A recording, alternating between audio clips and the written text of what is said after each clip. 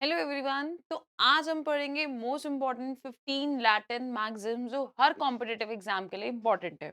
आइए देखते हैं। तो हमारी जो 15 लैटिन मैक्सिम्स हैं, तो सबसे पहली जो मैक्सिम आती है वो है एक्टिस नॉन फेसिट्रियम निसी मेंसिट्रिया। देखो ये हमारी आईपीसी के लिए मोस्ट इम्पॉर्टेंट मैक्सिम है। कितनी बार ये आपसे एमसीक्यूज में ही पूछ ली जाती है।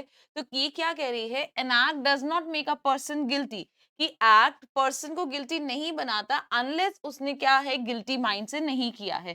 तो एक्टस नॉन फेसिट्रियम, एक्टस नॉन मतलब एक्ट की बात कर रहा है, मेंस मतलब यहाँ मेंटल कंडीशन की बात कर रहा है कि कोई भी एक्ट पर्सन को गिल्टी नहीं कराया जाएगा जब तक उसने वो गिल्टी माइंड से नहीं किया है। तो act actus reus is the act and intent is the mens rea और required to establish a criminal liability. इसका मतलब किसी भी क्रिमिनल लायबिलिटी को एस्टेब्लिश करने के लिए इन दो चीजों का होना बहुत जरूरी है। एक एक्टस रियस एक्ट का होना और एक मेंस रिया जो कि मेंटल कंडीशन की बात करता है। फिर हमारी नेक्स्ट मैक्सिम आती है वो है ऑडी अल्ट्रम पार्टम। ऑडी अल्ट्रम पार्टम का मतलब क्या है? देखो इसका मतलब है कि हियर द अदर साइड, कि कोर्ट को हमेशा एक साइड सुन के नहीं जजमेंट देना होता, उसे दूसरी साइड भी क्या है, सुनना पड़ता है। तो हियर द अदर पार्टी ये इंश्योर कर रहा है प्रिंसिपल ऑफ नेचुरल जस्टिस को, कि हमारा नेचुरल जस्टिस का प्रिंसिपल आए। ये प्रोवाइड कर रहा है कि दोनों पार्टीज को चांस मिले सुनने का, कि दोनों पार्टीज के पास राइट है टू बी हर्ड, कि एक पार्टी के बेसिस पे आप जजमेंट नहीं दे सकते।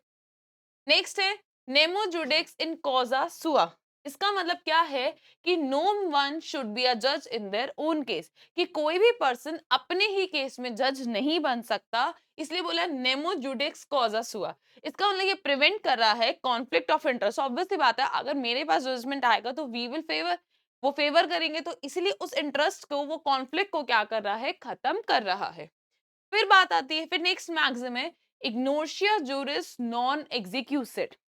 ये भी हमारे बीएनएस से रिलेटेड बात कर रहा है। ये क्या कह रहा है? Ignorance of the law is no excuse, कि आप ये ग्राउंड नहीं ले सकते कि मुझे तो पता ही नहीं था कि ये लॉ होता है, आपने मर्डर कर दिया और कहा अच्छा मर्डर करना इज अ पनिशेबल ऑफेंस।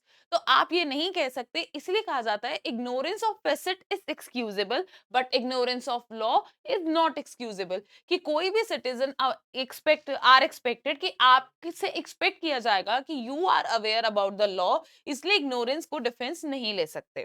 फिर नेक्स्ट मैक्सिम आती है res ipsa loquitur. Res ipsa loquitur क्या बात करता है? The thing speaks for itself. ये हम टॉट्स में भी देखते हैं कि चीजें अपने आप बताती हैं। इसका मतलब क्या कह रहा है? ये टॉट लॉ में यूज हुआ है और ये इंप्लाई कर रहा है occurrence of an accident itself indicate negligence, कि अगर कोई चीज एक्सीडेंट जैसे हुआ है तो वो यही एक्सपेक्ट किया जाता है कि थिंग स्पीक इटसेल्फ, कि आपकी कोई नेग्लिजेंस रही होगी।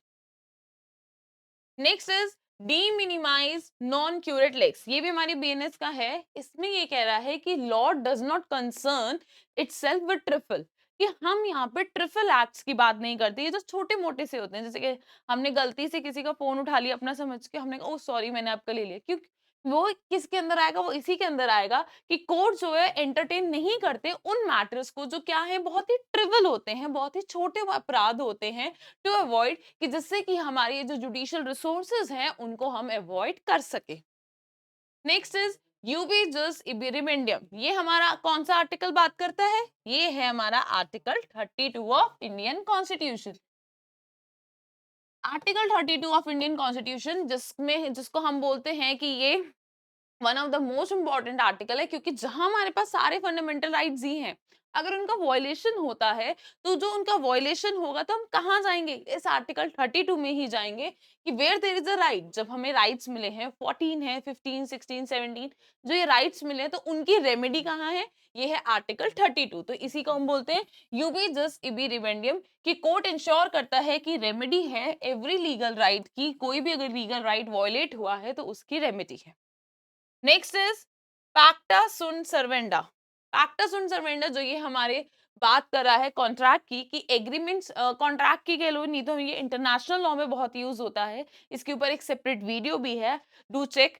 तो ये क्या बात कर रहा है कि एग्रीमेंट मस्ट बी कैप, कि हम ये गवर्न करता है कि अगर कोई भी दो पार्टीज ने या कोई भी दो स्टेट्स ने अगर कोई कॉन्ट्रैक्ट किया है तो it is obligation on them कि उनको उसे क्या करना होगा, मेंटेन करके चलना होगा।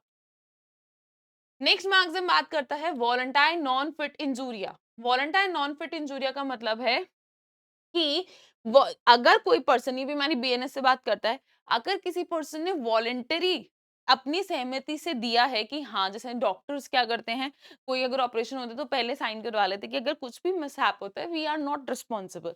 तो इसी को बोलते हैं वॉलंटाइन नॉन फिट इंजूरिया, कि अगर आपने वॉलंटरी, या जैसे हम कोई भी ऐसी जैसे खतरों के खिलाड़ी है, खतरों के खिलाड़ी में हमने देखा है ना कि वो पहले आपसे साइन करा लेते हैं कि अगर कुछ भी मिसहैप हुआ तो वी आर नॉट रिस्पॉन्सिबल। तो यही चीज आ जाती है कि पर्सन जो है कंसेंट कर दिया जाता है टूरिस्ट कि वो क्लेम नहीं करेगा डैमेजेस की, अगर कोई भी डैमेजेस उसे हो जाता है।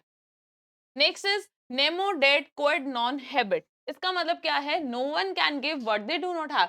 कि इसका बेसिकली ये कहना चाह रहा है, ये भी हमारे कॉन्ट्रैक्ट लॉ से है। ये क्या कह रहा है? No one can transfer better title than himself. कि जो ऑनर है वो ही उस चीज को क्या कर सकता है? ट्रांसफर कर सकता है। रिलेट कर रहा है ट्रांसफर ऑफ प्रॉपर्टी और राइट से, कि जो ट्रू ऑनर है वो ही उसको ट्रांसफर करेगा, अदर पर्सन इसको ट्रांसफर नहीं कर सकता। फिर नेक्स्ट मैक्सिम बात करती है हमारी हुई फेसिट पर एलियम फेसिट पर से। इसका मतलब क्या है? He who acts through another acts himself. जैसे इसे हम रिस्पोंडेंट सुपीरियर के नाम से भी बात करते हैं। किससे बात करते हैं? इसमें आप अगर देखोगे कितनी बार रिस्पोंडेंट सुपीरियर भी आता है, या अगर हम कॉन्ट्रैक्ट एक्ट में एजेंसी की बात करें, कॉन्ट्रैक्ट ऑफ एजेंसी, उसमें भी आता है। ये वाइकेरियस लायबिलिटी से डील करता है कि अगर किसी पर्सन ने, अगर कोई प्रिंसिपल है, उसने अपने अंडर किसी एजेंट को रखा है, तो अगर कोई जो एजेंट एक्ट कर रहा है तो वो एक्ट के लिए प्रिंसिपल क्या होगा? लायबल होगा। प्रिंसिपल लायबल माना जाएगा। क्यों? क्योंकि जो एजेंट है उसने एक्ट करा है प्रिंसिपल के बिहाफ पे। ठीक है। नेक्स्ट आता है सैलस पॉपुलाई सुप्रीमा लेक्स। ये हमारी सीबीसी में भी था कि the welfare of the people is the supreme law. कि हमें क्या ये इंश्योर कर रहा है कि जो लॉ है वो प्रायोरिटाइज करेगा पब्लिक इंटरेस्ट को, कि जो पीपल क्या है, पुअर है, वो नहीं अफोर्ड कर पाते, तो क्या करा जाएगा? उनका वेलफेयर किया जाएगा, उन्हें फ्री लीगल एड दिया जाएगा। Next is the ex turpi causa non oritur action. इसका मतलब क्या है? कि no action arises from a dishonourable cause. कि ये प्रिवेंट करता है पर्सन को from benefiting from their own wrong doing. कि अपना, अगर आपने कुछ गलत एक्ट किया है तो आप उससे फायदा नहीं उठाओगे, आप उससे क्लेम नहीं कर सकते। ठीक है। फिर है डैमनम साइन इंजूरिया। ये हमारी damnum sine injuria, injuria sine damnum बात करता है कि damage, damnum means damage, sine means without, injuria means legal injury. कि कोई भी लीगल रेमेडी एग्जिस्ट नहीं करेगी if no legal right has been violated. अगर कोई भी लीगल राइट क्या है? वायलेट नहीं हुआ है। फिर हमारी लास्ट मैक्सिम है, जो कि हमारी फंडामेंटल राइट की वन ऑफ द रिट है, that is the habeas corpus. Habeas corpus क्या बात करता है? You shall have the body.